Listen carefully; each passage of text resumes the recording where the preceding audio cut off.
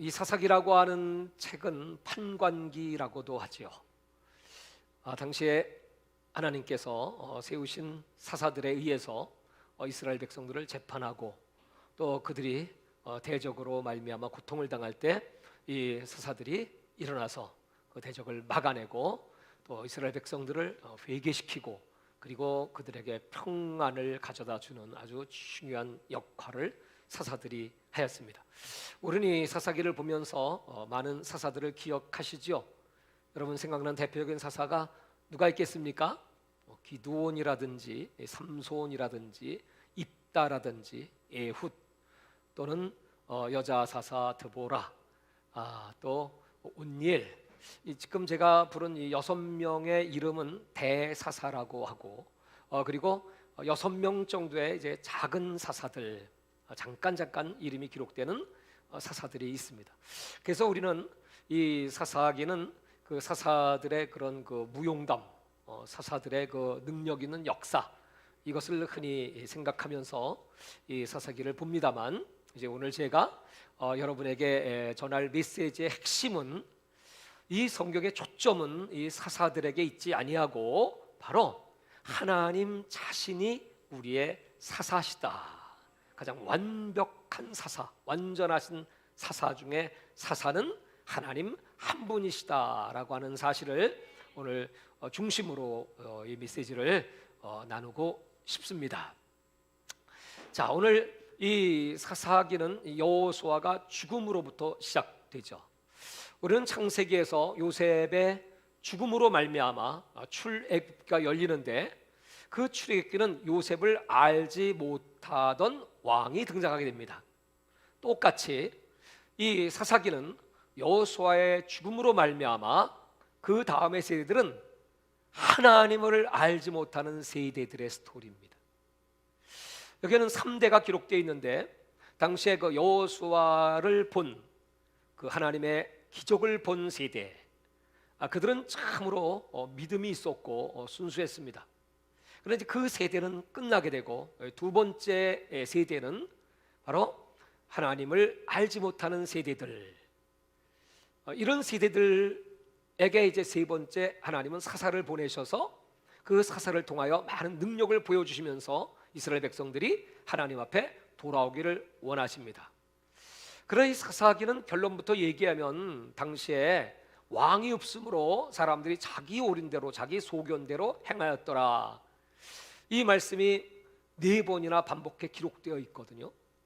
그것을 보면 시간이 가면 갈수록 당시에 그 이스라엘의 영성은 쇠퇴하고 그 가나안에 동화되어서 그들은 우상을 숭배하고 하나님을 멀리했던 기록들, 이 사이클이 이제 계속 반복해서 일어납니다.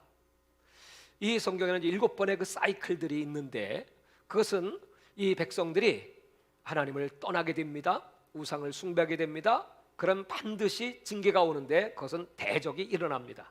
대적들은 그들을 압제합니다. 그들은 고통과 수치 가운데 그 다음에 하나님께 부르짖어 탄원합니다.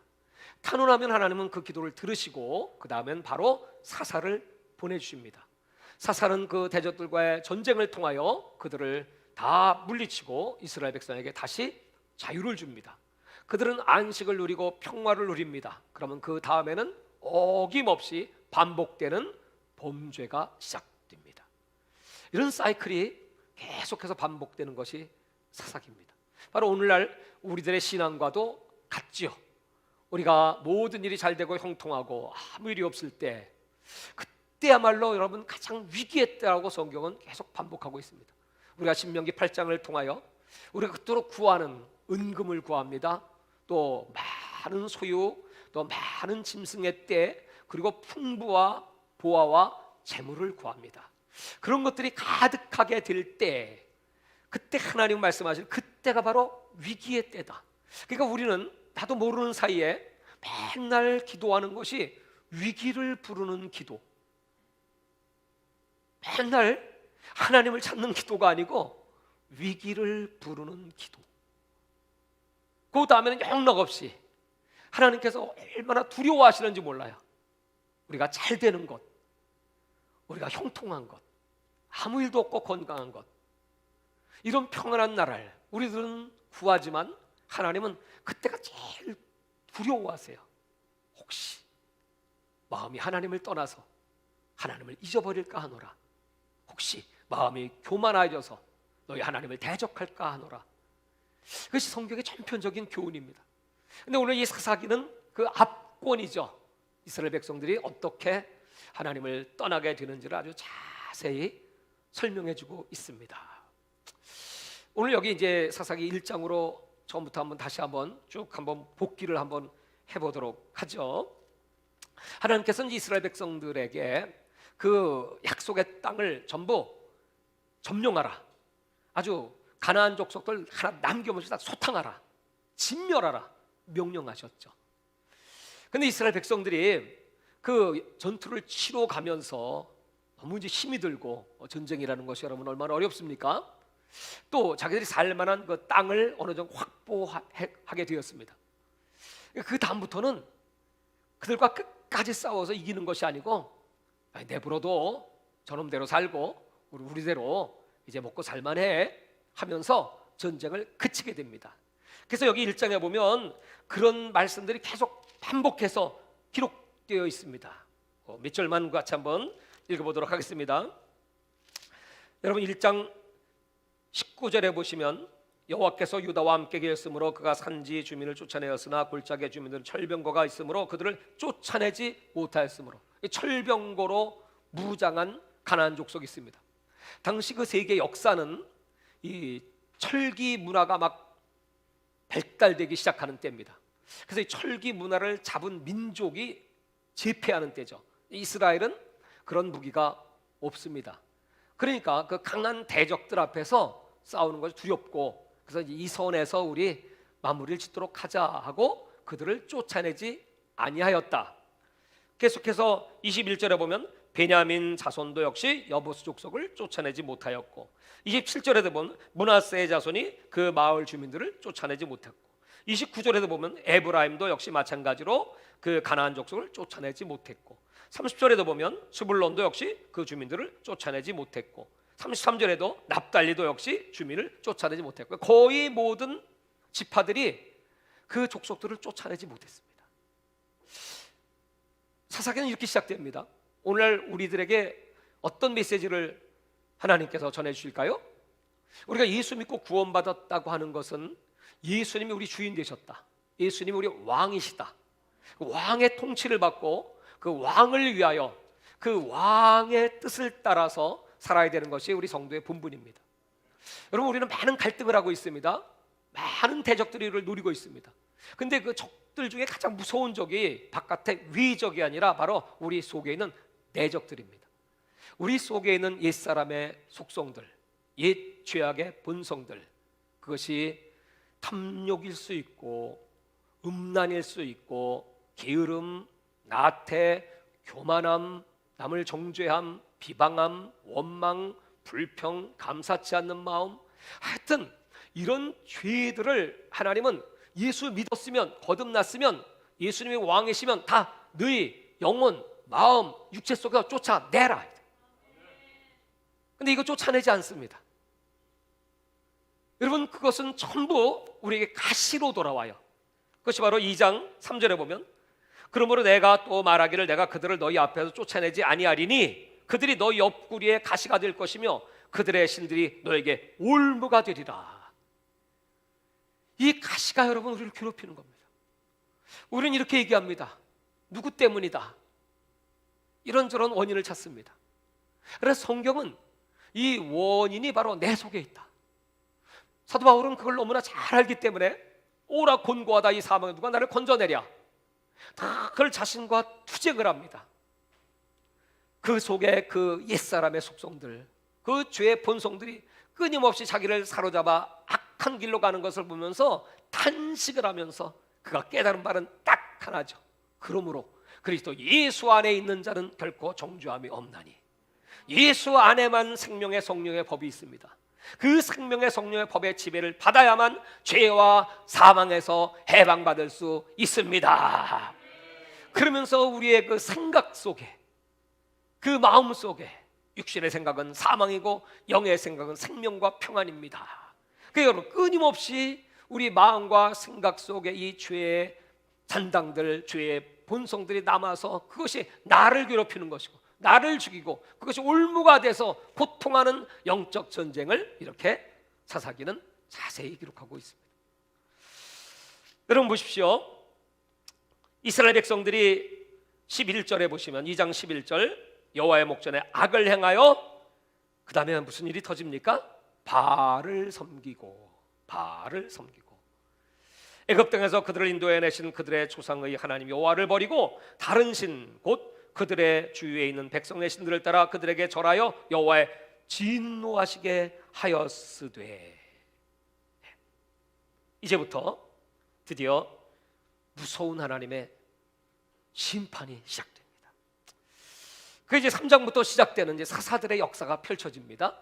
3장 1절은 여호와께서 가나안의 모든 전쟁들을 알지 못한 이스라엘을 시험하려 하시며 이스라엘 자손의 이스라엘 중에 아직 전쟁을 알지 못하는 자들에게 그것을 가르쳐 알게 하려 하사 남겨진 이방 민족들, 그러니까 그 이방 민족들은 이스라엘 백성들을 시험하기 위한 도구이기도 했습니다.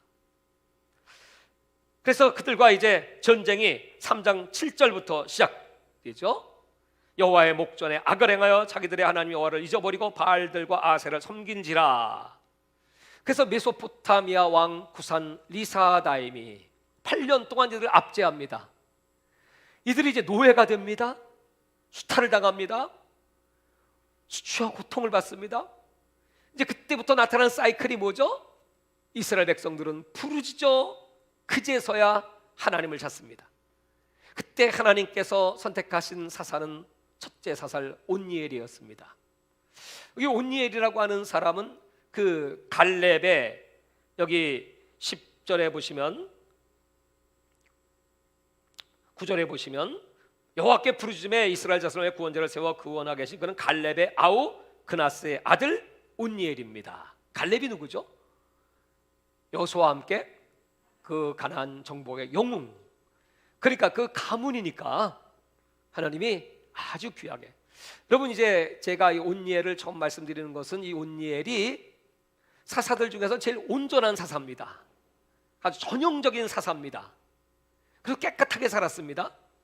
그는 그 가문의 그 신앙의 전통을 따라서 거룩한 삶을 살았습니다. 그를 통하여 다시 평화를 주시고 40년간 그 땅에 평화가 옵니다. 온니엘을 강조하는 이유는 이제 그 다음부터 나오는 사사들이 전혀 다른 모습으로 등장하는데, 거기에는 뭐 좀 장애를 가진 에웃이라는 사사도 등장하게 되고, 또 약한 이런 여성 사사 드보라도 등장하게 되고, 또 깡패 출신의 입다라는 사사도 등장하게 되고, 또 삼손이라고 하는 뭐 힘은 센 것 같았지만 정말 형편없는 하나님 말씀과는 완전히 정반대의 삶을 살았던 사사도 등장하게 되고. 그러니까 이제 이 성경을 자세히 보니까 말이죠, 이 점진적으로 나빠지는 사회 상황, 백성들의 윤리의식, 도덕의식, 그리고 영적 타락, 그리고 그 사사들의 모습 또한 어쩔 수 없어서 하나님이 그 사사를 들어 쓰시는 거죠. 할 수 없으니까 하나님이 탐탁치 않아도 사사를 세워주시는 거죠. 하나님은 이스라엘 백성이 그렇게 고통받지 않고 하나님이 친히 왕이 되시기만 하면, 하나님은 신명기를 통하여 너희들은 나를 왕으로 섬기기만 하면 너희들의 삶은 형통하다. 근데 이스라엘 백성들은 그 가나안 땅에서 그 주변의 왕들을 보면서 늘 왕을 사모했습니다. 우리도 힘이 있는 리더가 필요하다. 나가 싸워줄 수 있고 우리 백성을 통치할 수 있는 그런 능력 있는 왕이 필요하다고 생각을 했습니다. 그리고 그들은 말하기를, 우리에게는 왕이 없네. 그럼 어떡하지? 그냥 우리끼리 살아야지 뭐. 어떻게 살까? 내 소견대로, 내가 옳다고 여기는 대로. 그렇게 그들은 살아가기 시작했습니다. 그러다 보면 여러분, 영락없이 그 주변에 영향을 받습니다.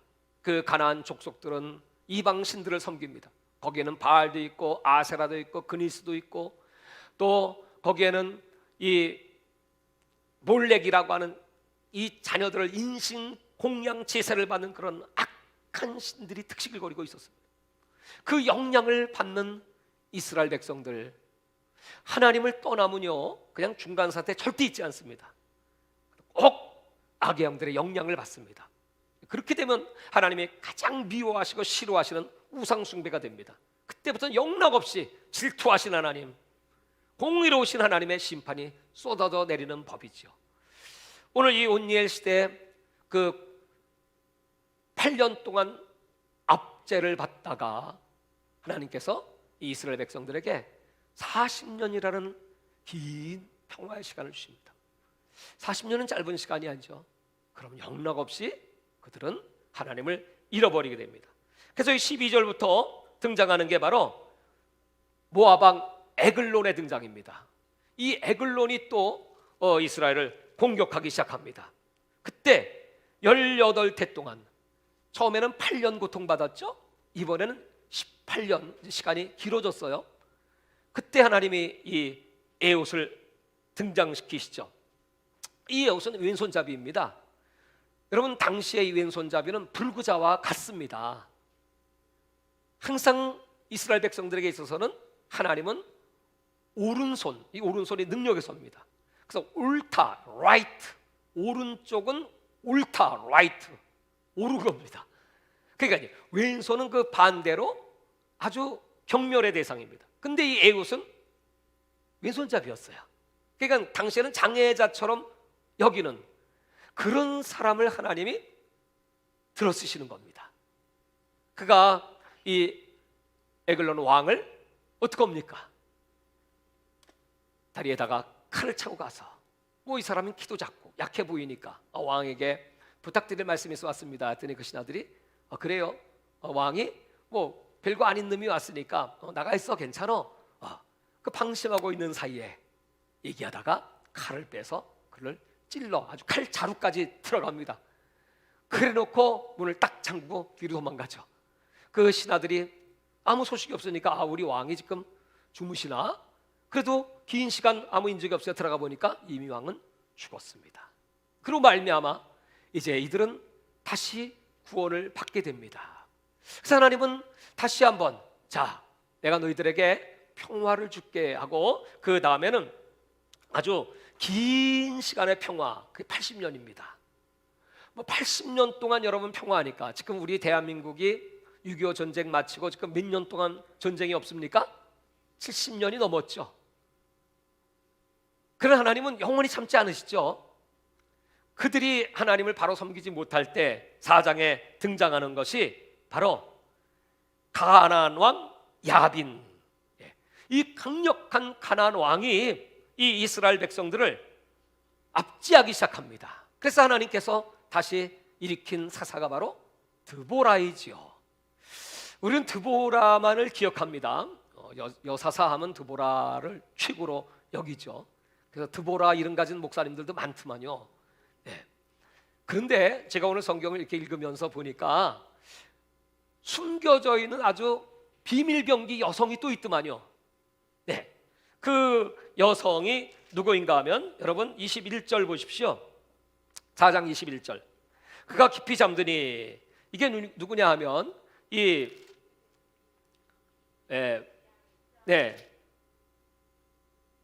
그 시스라라고 하는 이 장군이 아주 용맹스러운 장군입니다.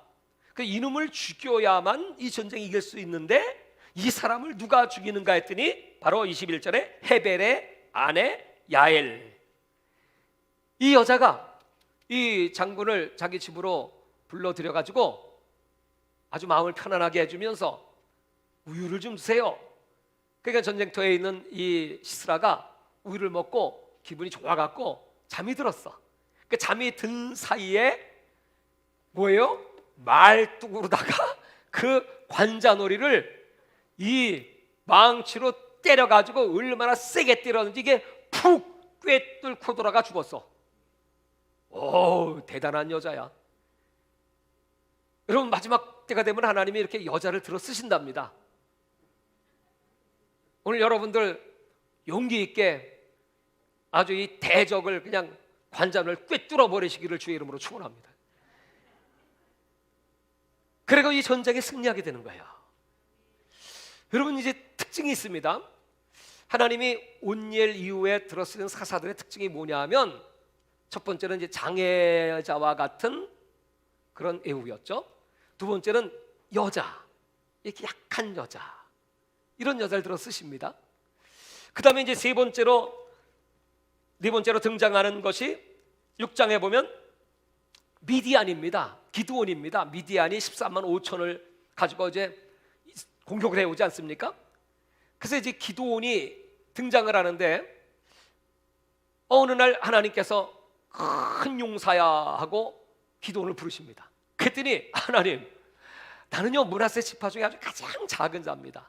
어찌 나를 큰 용사라고 하십니까? 내가 너를 들어 쓰겠다 말씀을 하십니다. 그러니까 너무 겁이 나고 두려우니까, 그러면 하나님은 내가 좀 시험 좀 해봐도 좋겠습니까? 그 유명한 양털 시험을 합니다. 양털에만 이슬이 있게 하시고 땅에는 이슬이 내리지 말게 하시고, 그 하나님이 그대로 응답해 주십니다. 그 다음에는 한 번 더 거꾸로 땅에만 이슬 있게 하시고 양털은 뽀송뽀송하게 해주시고, 그 두 번의 시험을 거치면서 이 기드온이 전쟁에 이제 나가게 되네. 그래도 두려워합니다. 그랬더니 하나님께서 그 적군의 그 진가에 그 꿈을 통해서 그들이 한 얘기도 듣게 하십니다. 야, 저 기드온의 큰 보리떡 같은 것들이 굴러와서 말이야, 우리들을 다 멸하더라. 이거 우리 전쟁 깨지게 생겼어. 그러니까 용기를 막 주십니다. 그래서 이 기드온이 13만 5천 명과 싸우기 위해서 군사로 수립했을 때 3만 2천 명이었죠. 근데 하나님께서는 다 보내, 그리고 남은 300명, 그 소수의 사람과 전쟁을 하라고 하십니다. 기드온은 나약한 사람이고 기드온은 아주 소극적인 사람입니다. 그런 사람에게 300명과 13만 5천의 싸움은 여러분 상대가 되지 않습니다. 무기 또한 없습니다. 무기가 뭐예요? 아주 간단하죠. 항아리 하나, 횃불 하나, 나팔 하나, 뭐 그런 전쟁이 어디 있어요? 근데 하나님께서 명령하신 대로 그 하나님의 전술과 전략은 아주 기가 막힌 겁니다. 그 전략으로 말미암아 그 14만 5천의 대군을 완전히 다 진멸시켜 버리죠. 대승을 거두게 됩니다. 그랬더니 이스라엘 백성들이 뭐라고 말하죠? 정말 기드온, 당신이야말로 우리의 왕이 되셔야 합니다. 그러면 우리가 당신뿐만이 아니고 당신의 아들도 섬길 것이고 손자까지 3대에 걸쳐서 우리는 왕으로 모실 것입니다. 근데 기드온은 알아요. 우리 이스라엘은 하나님이 왕이셔, 나는 왕이 될 수 없지 하고 그 왕자리를 사양합니다. 자, 우리는 여기까지 이제 기드온은 얼마나 여러분 훌륭한 사사입니까? 그런데 제가 이 사사기를 읽으면서 정말 경계하고 경계해야 될 것, 우리 신앙생활하는 데 있어서 조심해야 될 것이 무엇인가를 우리 한번 읽어보도록 하겠습니다. 8장 22절입니다. 그때 이스라엘 사람들이 기드온에게 이르되, 당신이 우리를 미디안의 손에서 구원하셨으니 당신과 당신의 아들과 당신의 손자가 우리를 다스리소서 하는지라. 기드온이 그들에게 이르되, 내가 너희를 다스리지 아니하겠고 나의 아들도 너희를 다스리지 아니할 것이요 여호와께서 너희를 다스리시리라 하니라. 뭐 여기서 기드온의 기사가 끝났다면 아마 그는 참으로 영광스러운 그런 사사로 남아있겠죠. 그런데 이제 그 다음 절을 보십시오. 24절입니다. 기드온이 또 그들에게 이르되, 내가 너에게 요청할 일이 있으니 너희가 각기 탈취한 귀고리를 내게 줄지니라 하였으니, 이는 그들이 이스마엘 사람들이므로 금 귀고리가 있었습니다. 무리가 대답하되 우리가 즐거이 드리다 하고 겉옷을 펴고 각기 탈취한 귀고리를 그 가운데 던지니, 기드온이 요청한 금 귀고리의 무게가 금 1700세겔, 어마어마한 금덩어리가 들어왔습니다. 그 금덩어리 갖고 뭐 했을까요? 그 다음에 기록되어 있기를 바로 27절에 기드온이 그 금으로 에봇 하나를 만들어 자기의 성읍 오브라에 두었더니 온 이스라엘에 그것을 음란하게 위함으로 그것이 기드온과 그의 집에 올무가 되니라. 말로는요, 나 왕 안 해, 근데요, 그 마음은요, 그래, 그럼 너희들 가진 그 물질 좀 가져와.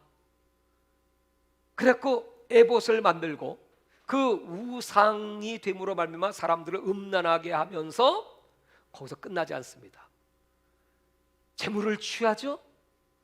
두 번째는요, 자식을 낳는데요, 자식이 몇 명인 줄 아세요? 70명. 70명. 그럼 여러분, 70명의 자식을 한 여자분께서 그렇게 왕창 낳으실 수 있을까요? 그 말은 뭐냐면 많은 첩을 두었다는 뜻이지. 하나님께서 왕들을 세울 때 조심하라고 신명기에 말씀했는데, 그 내용은 뭐냐면, 첫째, 아내를 많이 두지 마. 둘째, 금덩어리 은덩이 많이 취하지 마. 재물 착복하지 마. 그리고 셋째, 말을 많이 두지 마. 말 자꾸 전쟁하려고 그러지 마. 백성들 고통받아. 넷째, 왕들은 항상 여호와 하나님 말씀 그 율법책을 옆에 두고, 레위인들은 그 책을 옆에 간수하게 하고, 왕은 아침 저녁으로 그걸 계속 읽어야 돼. 낭독해야 돼. 그 네 가지 명령을 했습니다. 왕이 그렇게 하지 않으면 백성들이 고통을 받습니다. 근데 이 기드온, 우리가 알았던 그 300 용사와 함께 대승을 거두었던 그 기드온이 말로는 왕 되지 않겠다고 했지만 마음속으로는 이미 재물을 취했고 많은 아내를 두어서 자식을 70명을 두었고, 그 결과로 말미암아 그 다음 장에 등장하는 것이 그 첩의 아들 하나가 아비멜렉입니다. 근데 그 아비멜렉은 세겜 사람의 첩입니다. 세겜이라고 하는 것은 하나님의 언약의 땅이거든요. 언약을 체결한 곳이거든요. 마지막 여호수아가 그 세겔에서 언약을 맺거든요. 그 땅의 출신의 사람을 데려다가 아내를 삼고, 그 아들이 무슨 마음을 보고 이름을 그렇게 지었어요. 아비멜렉은, 아비는 아버지고요, 멜렉은 왕입니다. 그러니까 이 아들이 내 아버지는 왕이야, 그 뜻입니다. 내 아버지는 왕이니까 따라서 나도 왕이야, 그 뜻입니다. 그 자기가 왕이 되려고 하니까 여러분, 정족들이 누굽니까? 같은 형제들이잖아요. 라이벌들이잖아요. 그래서 그 70명 형제를 다 죽여버립니다. 스스로 왕이 되려고. 딱 한 사람 요담만 살아남게 되죠. 그 요담이 이 아비멜렉을 향하여 이제 비유로 하는 내용들이 있죠. 거기에 이제 나무들을 비유해서 스스로 네가 왕이 되고자 하느냐, 그런 내용이 쭉 기록되어 있습니다. 여러분, 우리가 충격을 받아야 될 것이, 오늘날 많은 성도들이 하나님 사랑하세요? 100% 사랑하죠? 누가 여러분의 왕이십니까? 하나님의 왕이시죠? 그렇게 말하지 않는 사람 없습니다. 그런데 실제로 우리가 행동하고 있는 것은, 내 마음속에는 여전히 내가 왕이고 왕이 누릴 수 있는 거 다 누리고, 그리고 심이 뚝 뛰고 살아가요. 그것이 바로 기드온이었어요. 그것이 바로 그 아들 때 비극으로 나타납니다. 그리고 그 아비멜렉도 역시 마찬가지로 어떤 여가 내던진 맷돌에 맞아 죽어요. 여러분, 이런 비극적인 역사. 그런데 여기 보면 이런 큰 사사들만 그런 역사가 있는 것이 아니고, 10장에 보시면 여기 돌가 또는 라일, 야일 이런 사사들이 등장하게 되고요. 자, 우리가 볼 기록은 12장입니다. 12장. 여기 또 아주 충격적인 사건이 기록되어 있습니다. 12장 8절에 보면 여기는 소사사입니다. 우리가 기억하지 않는 사사예요. 8절에 보면 베들레헴에 입산이 있고요. 근데 입산이라는 사사가 9절에 보시면 아들 30명, 딸 30명이에요. 토탈 70명의 자식이야. 그러니까 이 사사도 엄청 바람 피웠죠. 그리고 그가 딸들을 밖으로 시집 보냈고 아들들을 밖으로 여자 30명을 데려왔더라. 이게 뭐예요? 자식들을 전부 국제 결혼시켰어. 국제 결혼. 그 말은 이방 신들 다 받아들이고 이방과 동화되어갖고 완전히 이방과 하나 됐다 그 뜻이에요. 13절에 보시면 압돈이 등장합니다. 압돈은요, 이 사사는 14절에 보시면 그에게 아들 40명과 손자 30명이 있어 어린 낙이 70마리를 탔더라. 여기도 또 70명이야. 낳다 하면 70명이네. 근데 그 자식들에게 뭘 줬어요? 나귀. 여러분, 당시에 나귀는요, 지금 뭐 한국에 제일 좋은 승용차가 뭔가요? 뭐 벤츠 승용차입니까? 뭐 캐딜락입니까? 우리나라에 무슨 차입니까? 그런 자동차를 한 대씩 이 어린 자식들에게 다 나눠준 것 같아. 그 정도로 부패했고, 그 정도로 사사들은 축적을 했고, 그 정도로 아내를 많이 두었고, 그 정도로 타락했습니다. 오늘 이 구절을 보면서요, 충격을 받았어요. 여러분, 그런데도 우리는 사사에게 초점을 맞추고 있습니다. 그 사사의 무용담을 얘기하고 있습니다. 그리고 그 사사를 본받자고 합니다. 물론 입다라고 하는 사사는 히브리서 11장에 믿음의 영웅으로 등장하기도 합니다. 그것은 그가 비류, 깡패들과 함께 하나가 돼가지고, 그는 서자였기 때문에 천덕거리가 돼서 그래서 집에 쫓겨나서 그 울분을 품었던, 그리고 담대하게 전쟁에 이겼던 사사였기 때문에 그렇게 기록이 됐을지는 모르지만, 하나님께서는 이 사사들은 절대로 의지할 게 못 되고, 이 사사들은 이렇게 점도 많고 흠도 많을 정도가 아니고 더 나빠, 더 악해. 그러면서 여기 우리 11장 27절을 다 같이 한번 찾아보시기 바랍니다. 여기 구절이 이 사사기의 핵심 포인트입니다. 이 구절입니다. 11장 27절. 왜 그런지 한번 보시겠어요? 다 같이 읽어보겠어요. 시작. 내가 네게 죄를 짓지 아니하였거늘 네가 나를 쳐서 내게 악을 행하고자 하는도다. 원하건대 심판하시는 여호와께서 오늘 이스라엘 자손과 암몬 자손 사이에 판결하시옵소서 하였으나, 여기 보시면 심판하시는 여호와 이렇게 나오죠. 사사라고 하는 히브리어가 사바트인데, 이 사바트라는 단어가 사사기예요. 딱 한 번 나와. 그러니까 진짜 사사. 다른 사사들은 그냥 인간적인 사사, 하나님이 세우시긴 했지만, 그래서 그 대적들로부터 그들을 이용하시고 쓰시긴 하지만, 그들은 진정한 사사가 아니다. 너희들의 판결자가 아니다. 진정한 사바트, 그 사바트는 딱 한 분, 그분이 누구시라고요? 하나님이세요. 하나님만이 우리의 사사시다. 한 분, 완전하신 사사 한 분입니다. 자, 그래서 여러분, 그 다음에 이제 입다가 등장하게 되죠.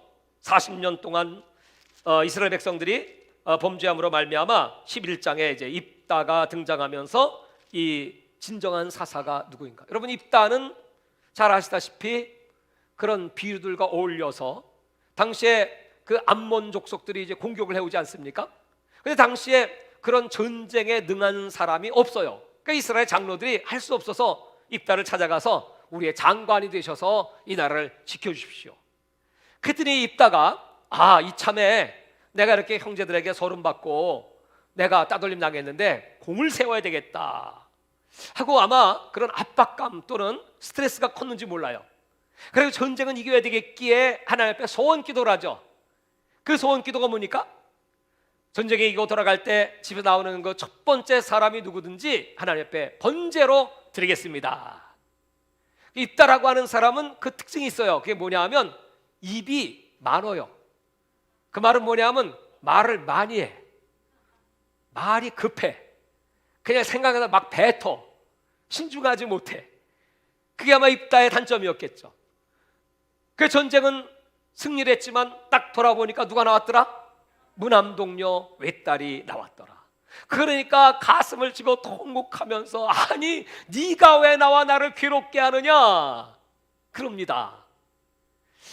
그래서 이 딸이 그럼 아버지 하나님께 약속하셨으니까 나에게 한 2달 정도 시간을 주십시오.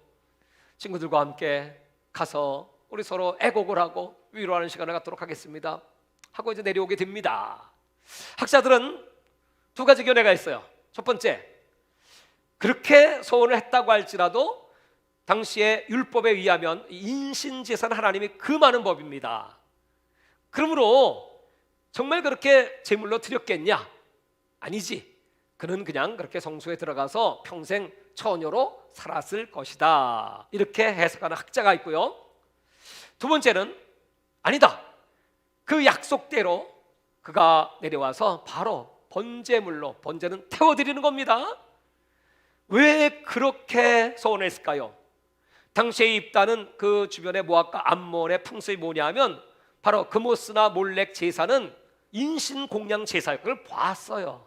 아, 저들은 저렇게 자기들의 신을 섬기는구나.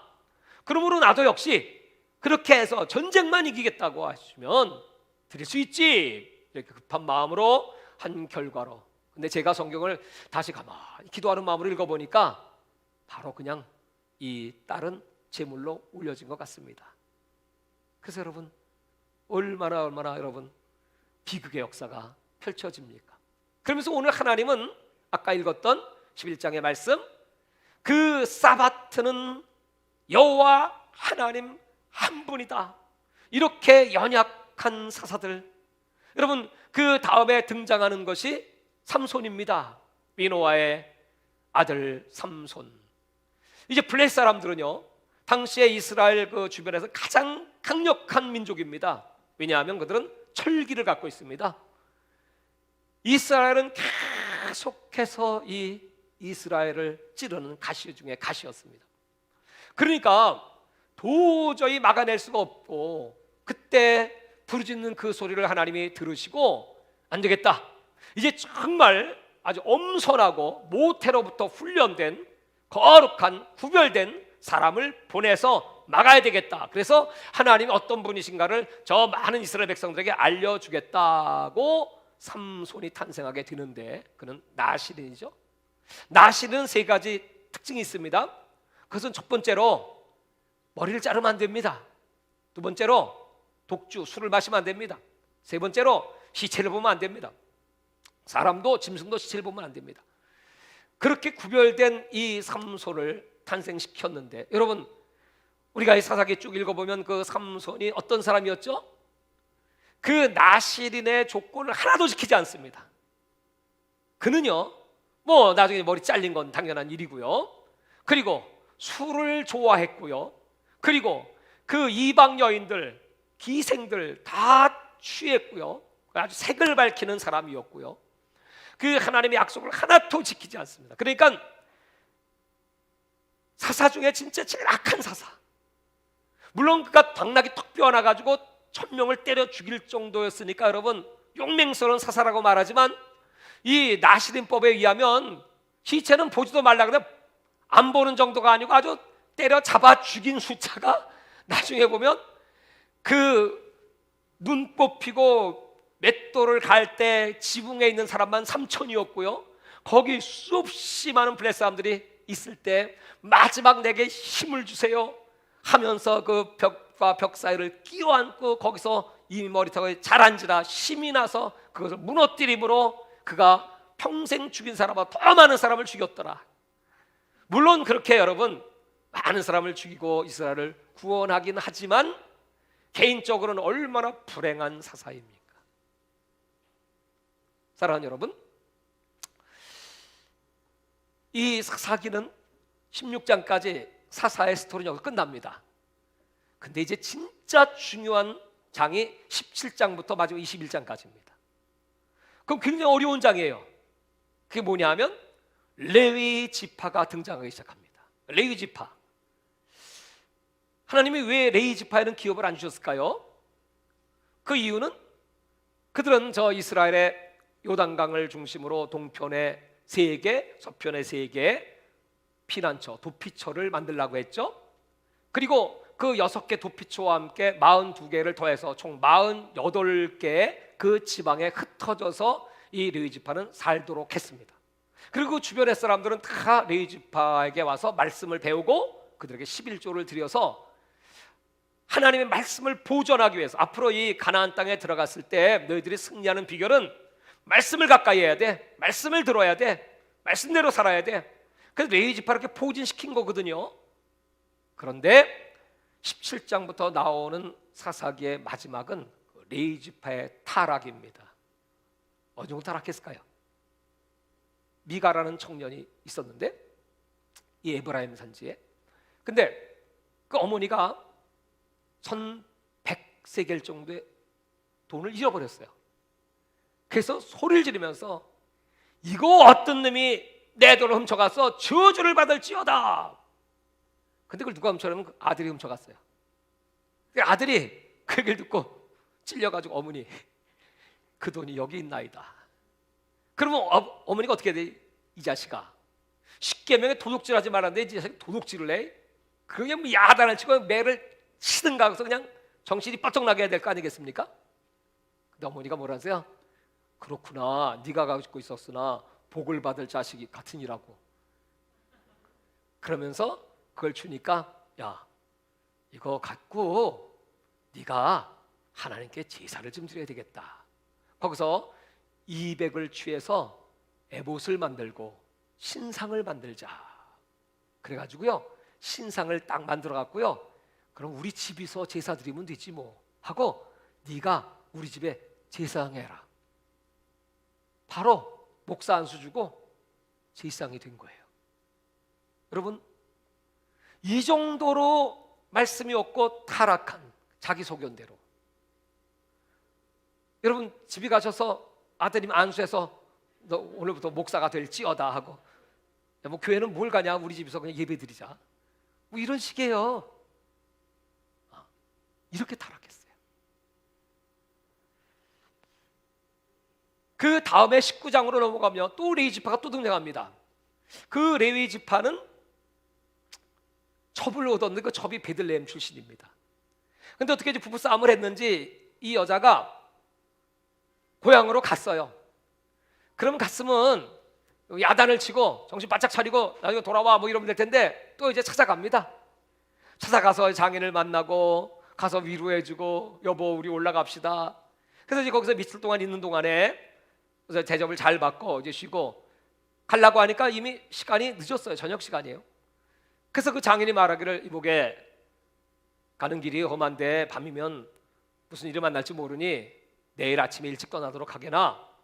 그랬더니 아예 됐어요, 빨리 가야죠 하고 그 아내를 데리고 올라갑니다.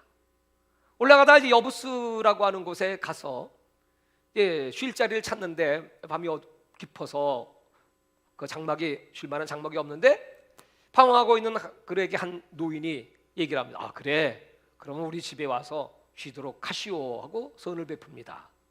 들어갔는데 그 지역의 깡패 건달들이 말이죠, 외부에 손님이 거기 왔다더라. 여러분, 우리가 소돔과 고모라의 사건을 보면 그 땅에 천사가 왔죠. 천사가 오니까 그 깡패 같은 자들이, 남자들이 와가지고 그 남자를 끌어내라, 우리가 그들과 상관하리라. 그 상관이 뭐예요? 동성애, 성적 관계를 갖겠다는 거예요. 이 중동에는 그 문화가 나그네를 극진히 섬기는 문화 예식이 있습니다. 그 주인은 아니 우리 집에 오신 나그네를 잘 섬겨야지, 절대 그럴 수 없어. 그래가지고 이 노인이 그러면 차라리 우리 딸들이 있지 않소, 우리 딸들을 줄 테니까 우리 딸들과 상관하시오. 그리고 또 여기 그 레위인의 첩이 있으니까 이 여자를 데려다가 상관하시오. 그래서 이 레위인이 자기 아내를 내줍니다. 그랬더니 그들이 그 여인을 성폭행을 밤새도록 해가지고 아침에 나가보니까 그 여자가 죽었어. 그러니까 이 레위인이 열받아가지고 이런 일이 있을 수 있냐 하면서 자기 아내를 12조각을 시체를 잘라요. 12조각을 잘라갖고 이스라엘 11지파에 그걸 다 보냅니다. 그걸 보고 11지파가 열받아가지고 아니 위기를 베냐민 지파 이렇게 악한 짓거리 했냔 말이냐 하고 군사를 일으켜서 공격을 시작합니다. 그러면 여러분, 이 베냐민 지파가 우리 잘못한 놈들 다 색출하고 잡아내갖고 이놈들 넘겨주겠소, 이놈들을 처벌하시오, 이러면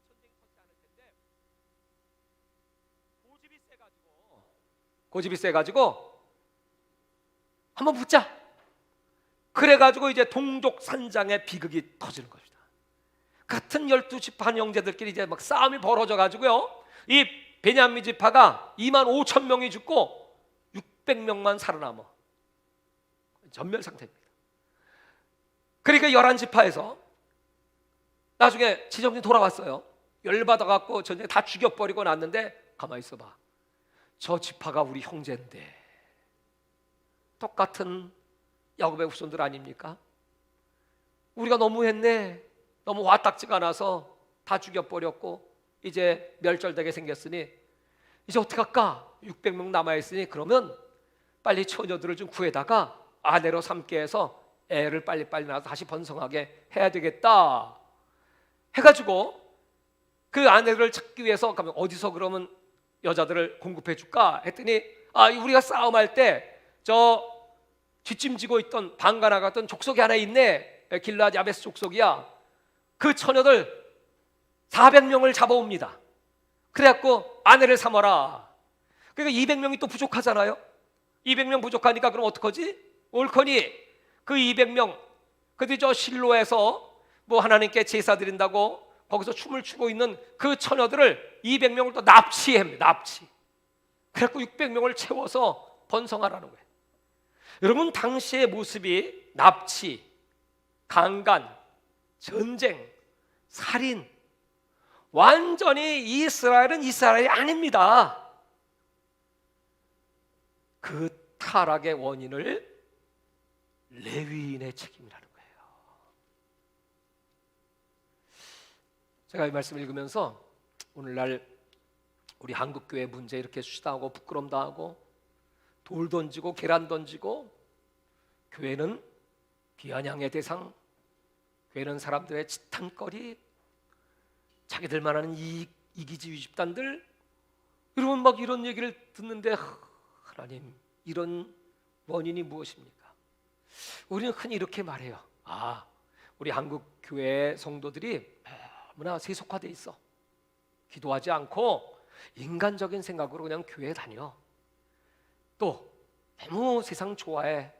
먹고 마시고 취하고 방탕하고 노아의 때와 같아. 그렇게 말하지만 여러분, 더 결정적인 원인은 성도들이 그렇게 내버려 둔 레위인, 바로 오늘날의 목사들이죠. 말씀을 가르치는 자, 이들이 바로 가르치지 못했다. 신명기 6장에는 이 말씀을 미간에 붙이고, 이 말씀을 집 문설주에, 집 어귀에 다 붙이고, 일어날 때든지 깰 때든지 길을 걸 때든지 같은 말씀을 가르치라고 말씀했는데, 우리 후손들에게 말씀을 가르치지 않았다. 말씀을 다 잊어버린 세대가 되었다. 또 이 말씀을 지키며 살아야 되는데, 신명기 31장에 보면 이 말씀은 매 7년 면제년 끝에 그 지상들은 이스라엘 백성을 다 모아놓고 낭독하라. 한 번도 가나안 땅에서 그들에게 말씀을 낭독한 적이 없습니다. 한 번도 이 하나님 말씀에 순종한 적이 없습니다. 말씀을 잃어버린 세대, 그들이 결국 이런 비극을 일으켰습니다. 오늘날 여러분, 교회에 우리 주의 종들의 책임입니다. 말씀 제대로 전하지 않고, 또 내가 말씀대로 살지 않고, 입으로는 그렇게 하지만 내 마음속에는 왕으로 취할 거 다 취하고, 혹여라도 내가 말은 뻔질하게 하면서 그런 삶을 살진 않는가? 다 그마다 점검하고 하나님 앞에 엎드리고 회개하고 기도해야 됩니다. 하나님 말씀대로 겉과 속이 같게 해주세요. 바리새인과 서기관처럼 외식하는 자가 되지 말게 해주세요. 여러분의 담임 목사가 하나님 앞에 그런 진실된 종이 끝까지 할 수 있도록 여러분들도 기도해 주시기 바랍니다. 그렇게 하나님을 찾아야 되고, 우리 한국 교회가 당하고 있는 이런 비극들, 여러분이 코로나가 덮쳐서 예배가 자유롭지 못하고 지금 여러분 제일 충격을 받는 교회가 어떤 교회일까요? 물론 작은 교회들이 어려워요. 작은 교회는 옛날도 어렵고 지금도 어려워요. 그러나 여러분, 더 큰 충격은 큰 교회예요. 그렇죠? 큰 교회.